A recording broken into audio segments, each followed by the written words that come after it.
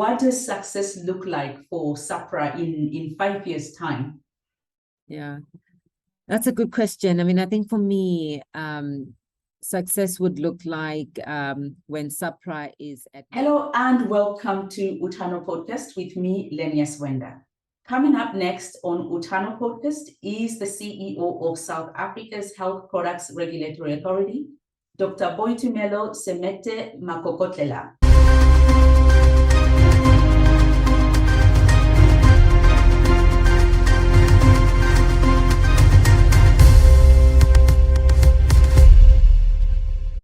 Tumi, thanks for coming on Utano Podcast. Welcome to Let's Talk About Health in Africa.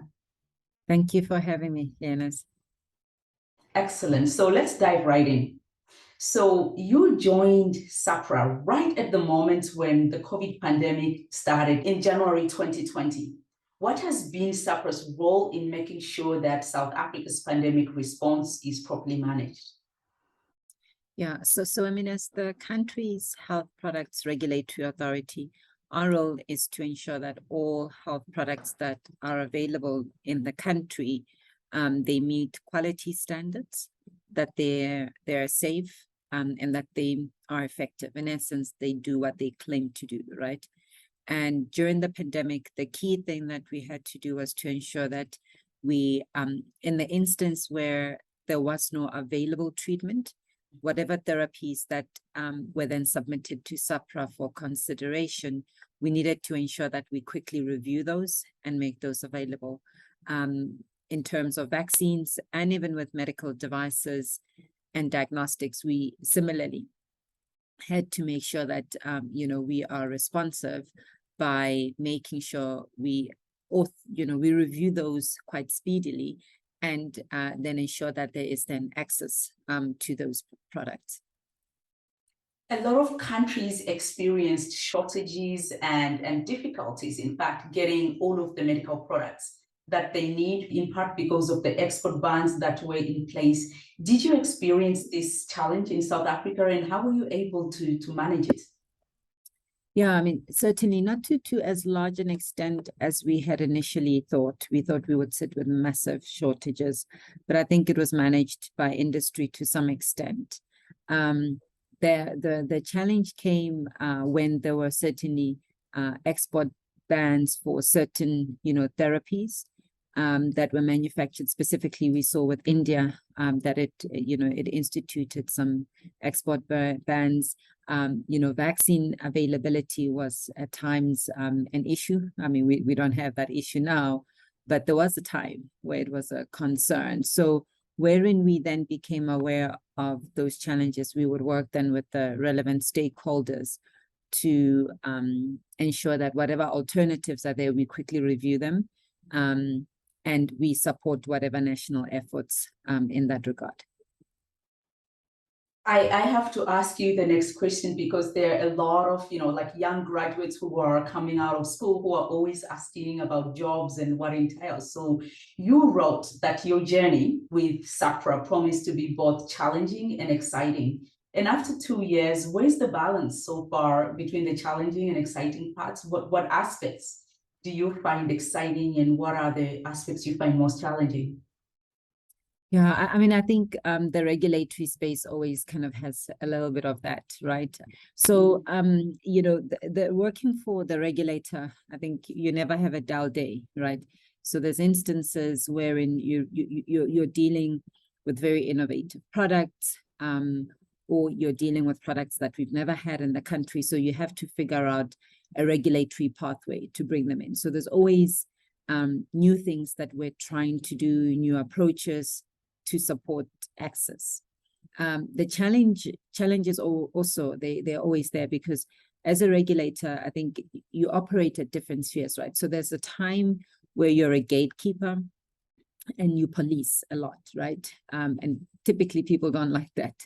And so that's where some of the challenges that we find are in, when we police the sector and requiring people to comply, etc. But also the challenge comes with, running, I guess, this relatively new entity, because initially we were the MCC and now we're SAPHRA. So we're 3A. So we've moved out of being in public service and to operate in the public sector, so very much on the principles that could be at times quite similar to the private sector. So kind of that shift is not an easy one to manage and does need time. So you're always faced, whether it's regulatory challenges or operational challenges.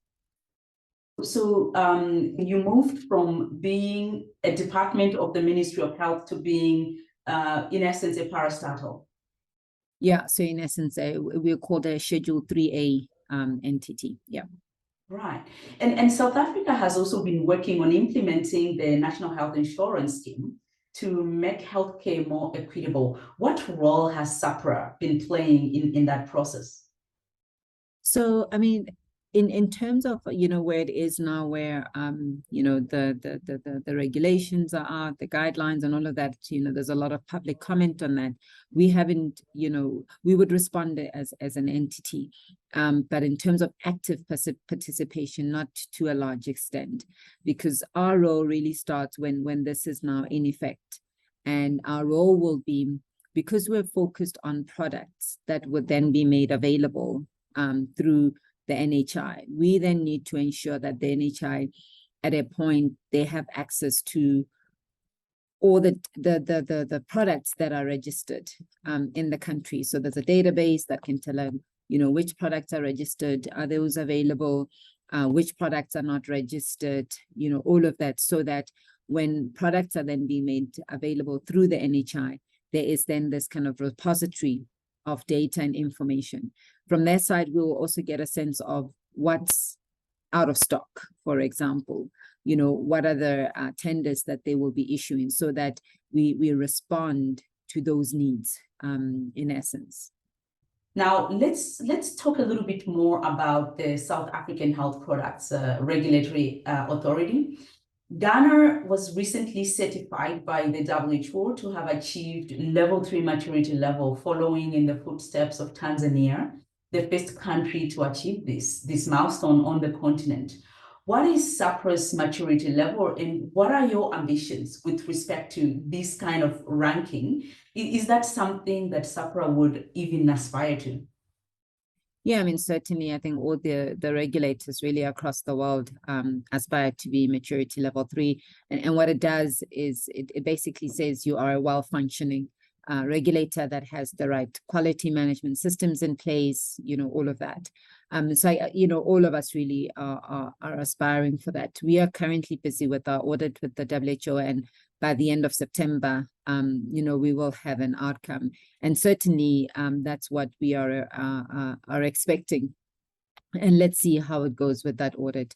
We also do have an ambition to be what they call a WHO listed authority, which means that, other regulators would be able to rely on the work you do. And there's a certain of kind of advanced processes that you would have in place. And so that is also what we are working hard towards going forward. Yeah.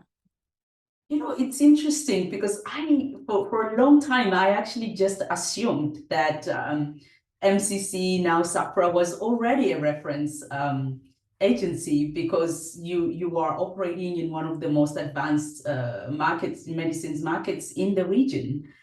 How is it that it took you so long to achieve that? You already have very high standards from what I understand, but how is it that you never got that certification? Yeah, so I mean, it's a matter of, unlike, say, for example, annual audits that the Auditor General does, this is not something that you have to do as a regulator. It's by choice, really. It's preferable that you do it, but it's by choice, right?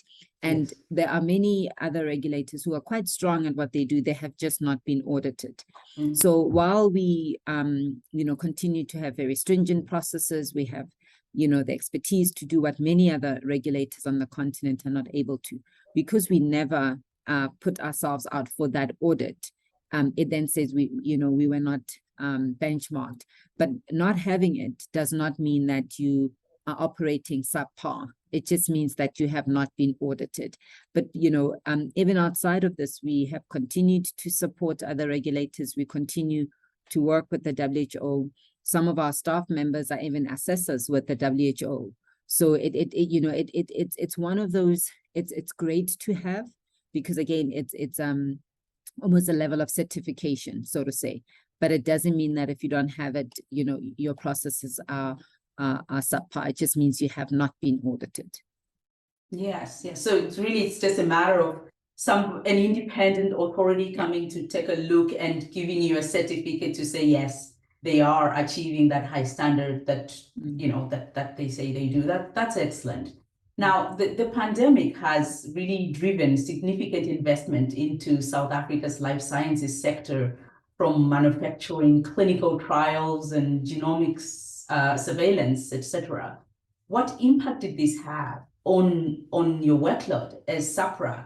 And were there additional demands that you had to cope with as a result of this increasing activity, investment activity in the sector?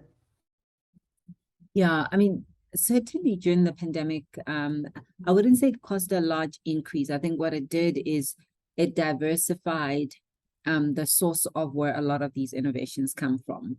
So if you look at ventilators, I mean, the country had to manufacture ventilators, which is something, we don't do as kind of run-of-the-mill type of thing, right? And we then needed to ensure that as a regulator, we have a clear framework on how to regulate locally manufactured, ventilators. But in terms of all the other areas, I mean, these are areas that we would typically, evaluate. I think because innovation is still very much, upstream, I think as some of these products move more towards downstream, we will then start to see an increase. If you look at and you consider the conversations that are taking place around vaccine manufacturing, right? We're going to see more and more vaccines being manufactured locally, when in the past, not many were being manufactured locally. So we had a limited number of companies that we would, regulate that manufacture vaccines. So that's going to increase. So I think we will still see the impact of that investment. It's just not at this point from a regulatory perspective, because we play more upstream, really. We play more downstream than upstream. And how did it impact you having to start doing more evaluation of production of devices? Because that's one area where, at least across in other countries, this is a challenge in terms of regulating medical devices, and now South Africa was suddenly, and other countries too, suddenly manufacturing or increasingly manufacturing your own devices. Did that actually mean having to upscale your skills, your workforce within SAPHRA in order to be able to cope with that extra demand? Yeah, so I mean, I think it was more of a timing matter, right? Because we have been regulating medical devices, at least from a licensing perspective, since 2017. So I guess it's relatively new, right? So, but in terms of registration of products, we haven't started to register products. So what we needed to do was to ensure that our team, because we had put out a very clear guidance to say all COVID-related in vitro diagnostic tests, they would then have to go through the regulatory pathway, because we were seeing very varied performance of these products throughout the world, right? And so what we then needed to do was to quickly ramp up, in terms of our processes, our SOPs, etc., for those, but also bring in additional capacity, certainly, in terms of external experts that we could bring on board to assist us with evaluating those tests. And we also worked very closely with the NHLS, who would do the validation of these tests for us. So yeah, so certainly, there was an increase in the, I guess, capability and capacity that we required. Yes, and talking about varied performance of these devices in across the world, I wonder to what extent then you were able to work with regulators in stringent markets like the FDA, the MHRA, EMA to basically rely on what they were doing or their own evaluations of some of the products that were coming, that you were looking at in the South African market? Yeah, I mean, it was certainly, at least for me, beneficial to be able to have other regulators that we could pick up the phone and chat to and get advice, and equally others phoned us to get advice. But we collaborated quite well. I must say there was a lot of information sharing. We have quite a number of platforms where we get together as regulators and share the latest on various topics. We were meeting around, clinical trial designs. We were meeting around, correlates of protection. What are those? What are we seeing? So there was certainly quite a number of platforms created for sharing and collaboration. Certainly, I mean, for SAPHRA, we collaborate quite well with the MHRA, with the European Medicines Agency, the FDA also, particularly around the manufacturing of the Janssen vaccine. In the Baltimore site, there was a lot of work we did jointly there. So, no, there was certainly a lot of collaboration. Stay tuned. We'll be right back.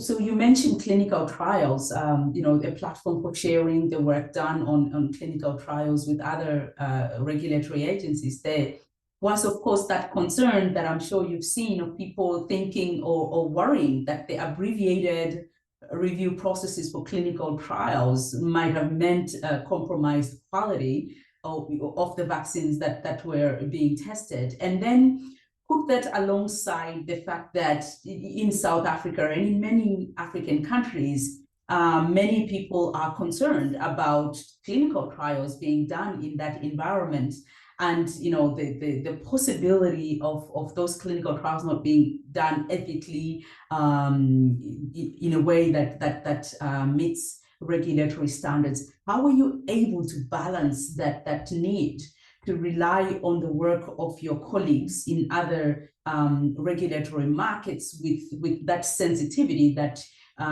you would find amongst our people, that this is a concern we might be taken advantage of? Yeah, I mean, so there's international guidelines on how clinical trials should be designed, depending on what the outcome is. And and this is typical, right, of any emergency. And I think sometimes humans, we have a very short memory, wherein if you look at many pandemics, many outbreaks, when a lot of the vaccines were developed, typically vaccines are developed because there's an outbreak one way or another, right? And you need to urgently have a tool in place to save the public, to save the population. And what would happen is, yes, when you start off, you don't have as much data as you would like, but the key thing that we built into the trials, but also the rollout, was the continuous monitoring, because it's also a benefit risk conversation, right? You then say, do I continue to, with the R&D to try get a perfect product while people are dying, or do I get what is and we had that clearly articulated, what the minimum requirements are. So it's not that, we accepted everything. I mean, there were vaccines that even ourselves as SAPHRA, we didn't approve because there were minimum standards to be met. So there were certainly standards, but also with that, a clear, I think, knowledge and articulation that as these products are being rolled out, we will learn a lot more. I mean, what we know now about some of these vaccines, there was no ways we could have known had they not been made available in the numbers that they are. And really, if any of the listeners are interested, they must just do some research in terms of how vaccines are developed. And this is quite typical, because at the time there is just this urgency to address that. And then with time, you get to know a lot more. But again, we must also acknowledge that there was a lot known about some of the platform technologies that were used. I mean, really the only new platform was the mRNA technology. All the other technologies, we knew a lot about them. So, you know, the adenovirus vectors that were utilized, we know a lot about those. So there was a lot of utilizing the knowledge that we already have and applying it to this context. And really that's how we managed it. And then lastly was around the continuous monitoring, you know, continuously communicating to the public, etc. Yes, and did you also have to work with rapid review timelines like your colleagues in other markets, or did you not have that agency in terms of, you know, like the size and number of trials that were happening in South Africa, given that they were also happening elsewhere?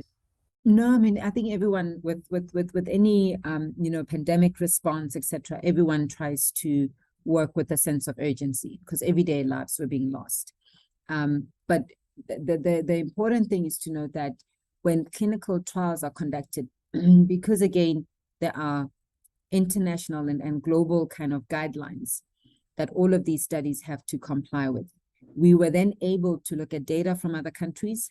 They were able to look at data from us. I mean, if you look at the Janssen vaccine, a lot of countries dependent on the clinical trial data that came from South Africa, right? If you look at Pfizer was trialed in a few countries. So we would kind of look at all of that data. So because we've got that baseline, in essence, of global standards that we align with, it's then easier at times to compare data, you know. So certainly it helped that there were a number of trials conducted in South Africa. It meant, you know, we knew what the studies were.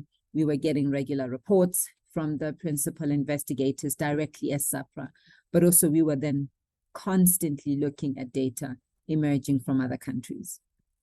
Yes, and that certainly proved quite useful because there weren't a lot of clinical trials happening on the African continent, you know, with African populations to present that side of the data to the products that were being developed to counter the coronavirus pandemic. But clinical trials themselves on the African continent, it's a big concern, a big conversation that has been happening amongst clinical researchers, that there isn't enough clinical research being done on the African continent. South Africa is an exception. It's one of few countries that has a thriving clinical research environment. What would it mean for South Africa's life sciences sector to have more countries on the continent able to do safe clinical trials that meet ethical and regulatory standards? Is that something that SAPHRA is thinking about, considering that you have such a strong life sciences sector that has become even stronger with the COVID pandemic?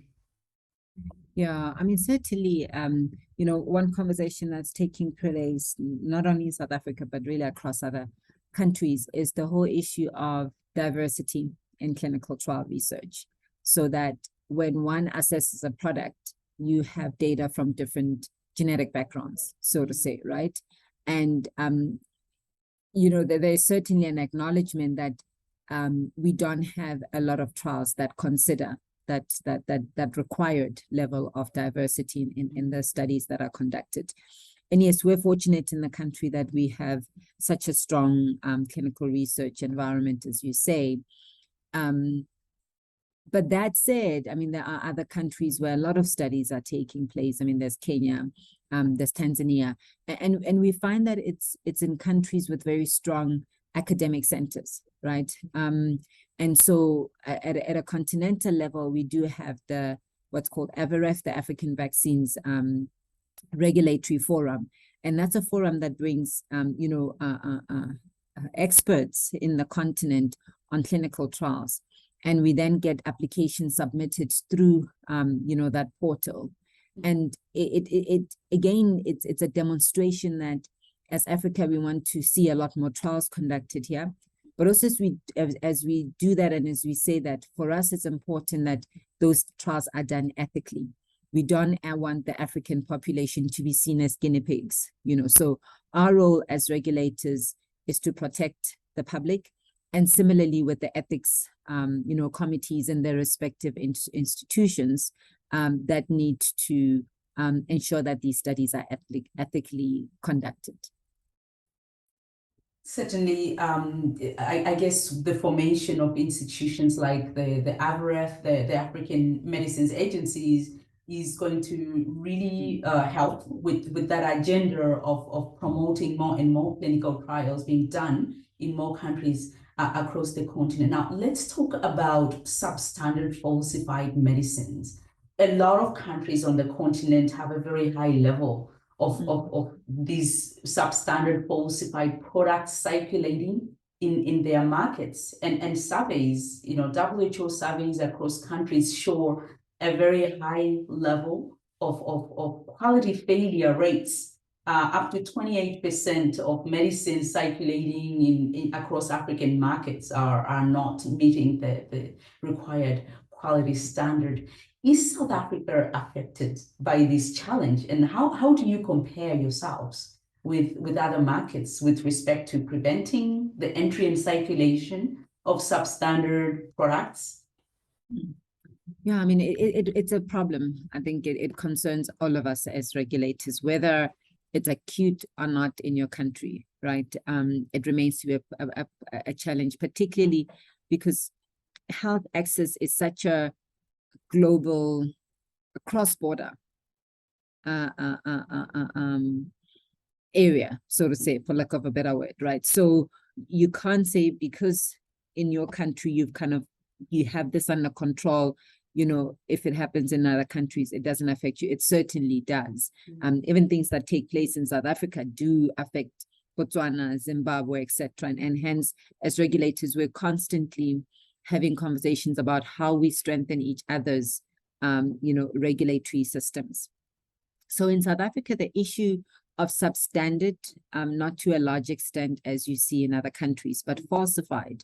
So these are products that, yes, they are quality products, but they are then, not being made available through the right channels. So it could be, someone availing Panado in their garage. They're not licensed. They don't comply to quality and good manufacturing or distribution practices, etc. So we know it's certainly Panado, it's packaged, it's labeled, but they accessed it through illicit means, yes. So that for us is what's a problem. We saw it with COVID. And what we've done is we've got staff members at the various ports of entry, and we will also be increasing these at in the future to ensure that as these products come in, there's always compliance to requirements, that we never have a product coming into the country that it does not meet the regulatory requirements in terms of, where does it come from? Is it a GMP certified, facility?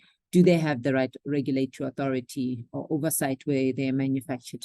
When they come, where are they going? Is it a compliant facility? All of that. So that certainly is critical. And we're working hard to curb that. And one of the things that we will be strengthening, and we work with a number of law enforcement agencies around this. Going forward, we will be instituting, quite stringent fines for those who breach the Medicines Act and therefore operate illicitly. Yes. Stay tuned. We'll be right back.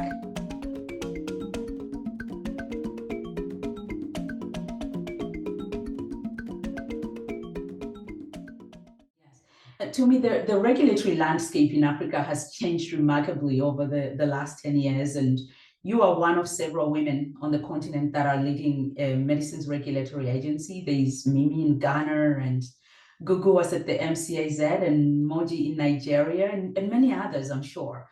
We now have an African Medicines Agency, which was ratified in November 2021, after many years of hard work to bring it to life, to harmonize regulations for registering medicines and doing GMP reviews.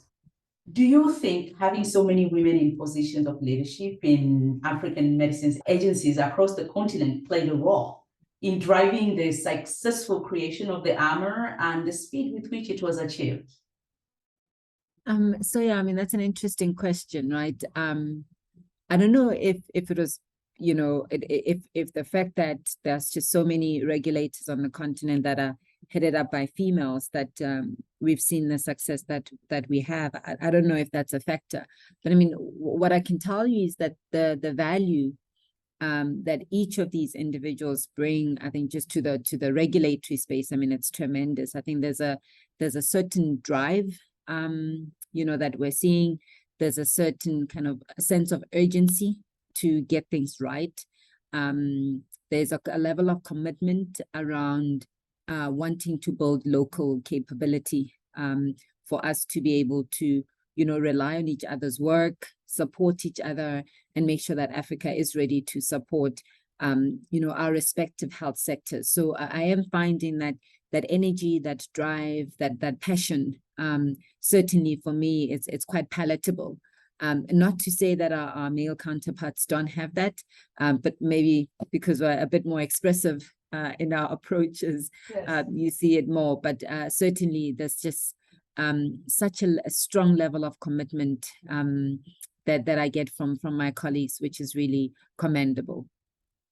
I'm really happy to hear that you're finding this an environment where you're supported by your colleagues and you support one another to push forward the agenda to make sure medicines are safe.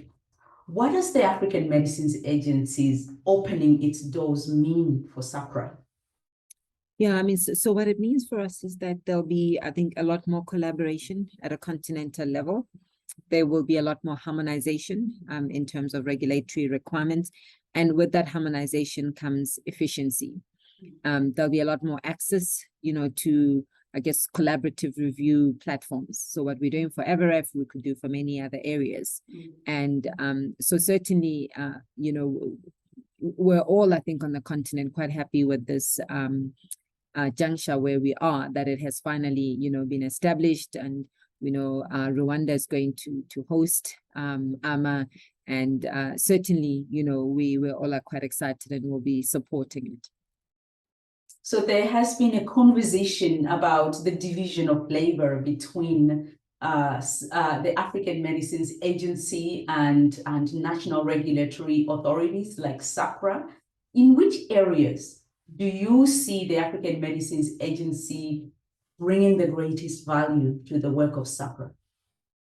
Yeah, so I mean, one of the things that AMA will be focused on is on innovative therapies, as well as vaccines and biologicals. And, you know, this predates me, but the decision around that time was in response to the limited capability on the continent at times to review those types of products. So if we have then a mechanism that can support this at a continental level, it means our populations will then be able to access, you know, some of the most innovative health products that we typically struggle with assessing because we don't have the capability. I think from a South Africa perspective, we certainly are quite fortunate in that, you know, as you mentioned earlier, we have a very strong R&D environment. So a lot of these capabilities exist. But also, while that's the case, we don't have enough of that, right? So we will then be able to access a lot more of these capabilities through AMA. It will also improve our timeframes, right? Because products then that would have gone through kind of the AMA process, when they come to South Africa, you know, it would be expedited evaluation, so to say. So it will certainly help us from an efficiency perspective. Yes, no, that's great. That's something I think that is going to improve the way everybody works and the quality of medicines we are all taking across the continent. Now, with regards to how all of this work that led to the creation of the African Medicines Agency started, were all countries involved in the harmonization effort straight from the beginning, and or were there countries that thought, well, we'll just wait and see and join a little bit later when this whole thing started?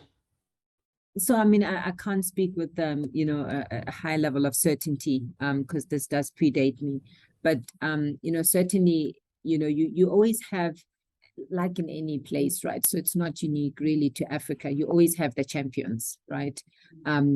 who kickstart things. They are kind of the foundational members, if that's the right term to use, and then everyone else, follows. Because again, we also have, different priorities. There's different, even when you look at regulations, we're all at different. It's quite a kind of a range of capabilities that we have and expertise that we have, and functionality that we have. So there were certainly those who were championing this, and they were supported by agencies such as the AU Commission, AUDA, NEPAD, etc. And for me, that's just the nature of how you kickstart things, right? With a select few, and then the others then will follow. I mean, the great thing is that, AMA has received support pretty much from all of us. Even though we haven't all signed or ratified the treaty, it doesn't mean the regulators are not supporting it. I think each country has its own process, administrative, process that it must go through. But certainly there's support across the board. Yes. Was South Africa one of the early champions, and have you already ratified the treaty? I mean, we were certainly part of the, team that was putting all of this together, etc., and supporting those efforts. However, we haven't signed and we haven't ratified the treaty, but I understand that it's at quite advanced stages, and we hope that this will be done quite soon. What do you think are the concerns because a number of countries haven't ratified yet? What are the concerns of legislators in countries that is causing them to hesitate in the speed with which they are ratifying the AMA treaty? I don't think it's concerns, really. I think it's just a process. I mean, if I look at South Africa, we don't have any concerns with the AMA treaty. The Minister of Health is supportive of it. It's just the processes, the administrative processes that we have to go through. And that's the feedback that we've received and heard from many others, that there is support across the board. We just all have different processes we have to go through. Absolutely, makes sense. So some people, coming from the local industry in South Africa and in other countries as well, have been concerned that African governments are not ratifying the treaty fast enough to send a very strong signal of their firm commitment to making this very critical agency work. I mean, what is your view of the pace at which the ratification process is sort of evolving across the entire continent? Yeah, I mean, if I look at the fact that AMA has now been established, I think they met, the critical number that was required for it to be met. And that for me was an important one, right? That let's meet that number, let's establish it. We now know where it's going to be hosted. There'll be a process to appoint the Director General, etc. So, things are moving along with AMA, even though us as countries have still not ratified. The other thing that's happening is that regulators, are collaborating. We have many technical working groups where, there's AVRF, there's Zazibona, all of those exist. So the work continues. Nothing has stalled per se. Yes, it would be great to have had it established a lot sooner, but I don't think we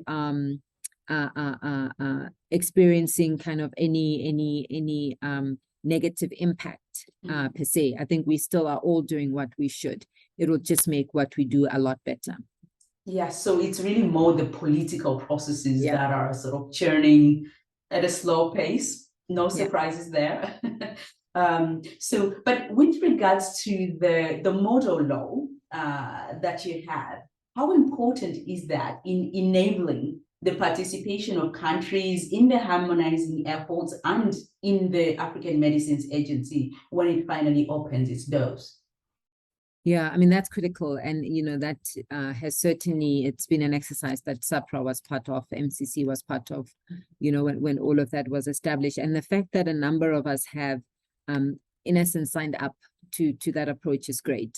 The implementation, yes, it's taking a lot longer. But I think with the establishment of AMA, we will certainly see a lot more uptake of these, because now you have a body, you've got a legal instrument in place to support a lot of these efforts.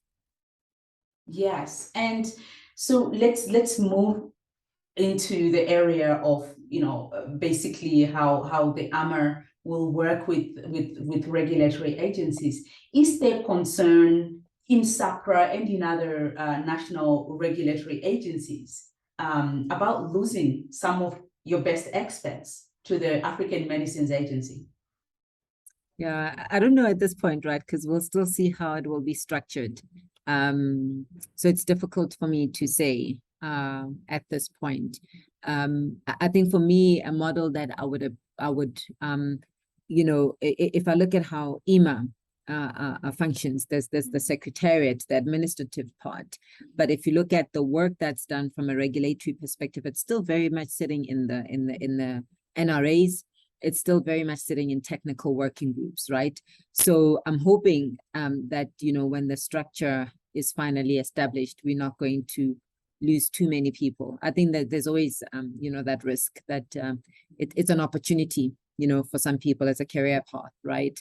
But I do anticipate that a lot of the work would still be done in the NRAs, even though it would be collaborative. Yeah.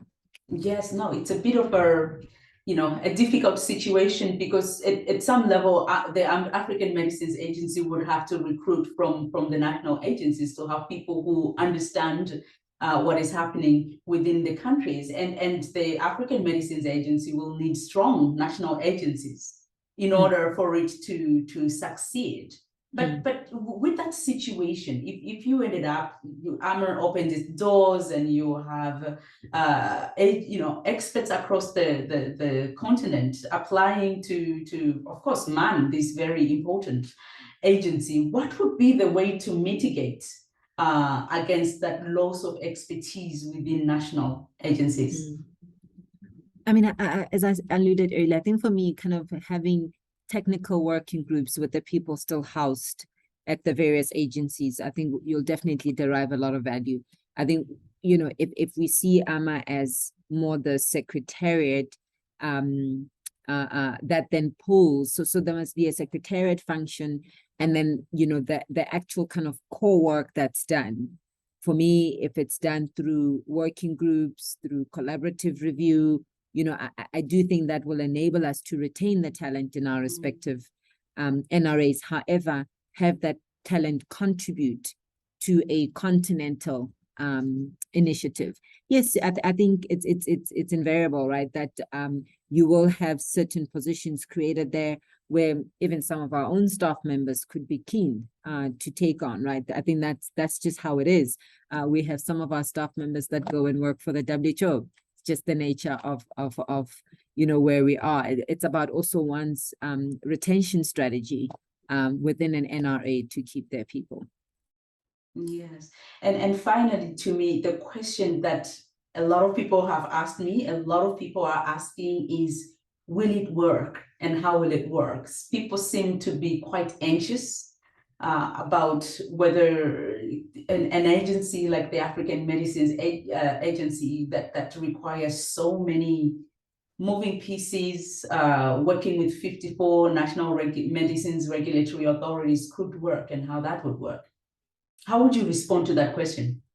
Yeah, I think we need to give AMA a chance. We can't shoot it down before it's even started, right? Yes.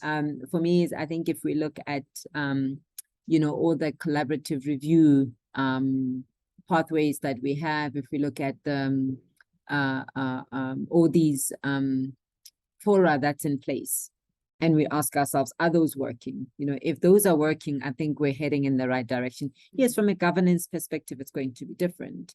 But I certainly think we have to give it an opportunity.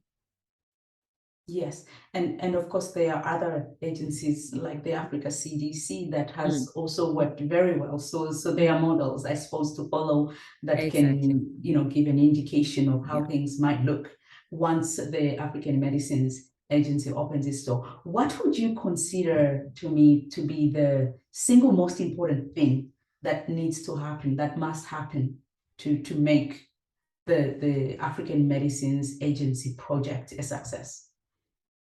So it will differ for different stages of the entity, right? I think now what we need is for the DG to be appointed, because you need leadership, right? and for the DG to then appoint, their team.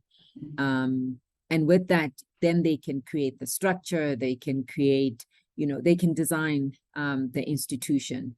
And so for me, that's a critical thing that must happen quite soon. And once we then have that, I think it's then about having the right people in place to set up these structures, having then the commitment of those that are part of these structures to implement. But certainly leadership and having the right leadership is going to be critical. Yes. And the DG, when can we expect to know who's going to lead the African Medicines Agency? Yeah, I don't know either. I think those processes are still ongoing. And we're all keenly, awaiting to see the outcome. Yeah. Great. Well, finally, to conclude to me, what does success look like for SAPHRA in 5 years' time? Yeah, that's a good question. I mean, I think for me, success would look like when SAPHRA is at maturity level 4. So that's the highest benchmark. And I say that because it's kind of an all-encompassing benchmark, so to say, in that it talks to the quality of your systems, it talks to your capability. Do you have enough people to do what you do? Do you have the right governance structures, to safeguard what you do, to protect you, but to ensure that there's no fraudulent activities and all of those things, right? And then it talks to leadership. So it's interesting in that it's a great tool that looks at all really the important elements of an organization. And it even says, do you have the right legal instruments in place to enable you to do what you do? And so, I mean, if you look at, the MHRA, I think Singapore now on some functions, the FDA, these are the authorities that are at level 4. Excellent. Well, we wish you all the best with all the work to get to level 4 maturity level. I think it would be great, of course, to have such high-level reference agencies on the continent that others can learn from and use as a guide in the work going forward to grow the African Medicines Agency and to drive it to success. Tumi, thank you so much for coming on Utano Podcast. It's a pleasure having you on. Thank you. Thanks for having me. It was a good conversation, and have a wonderful day.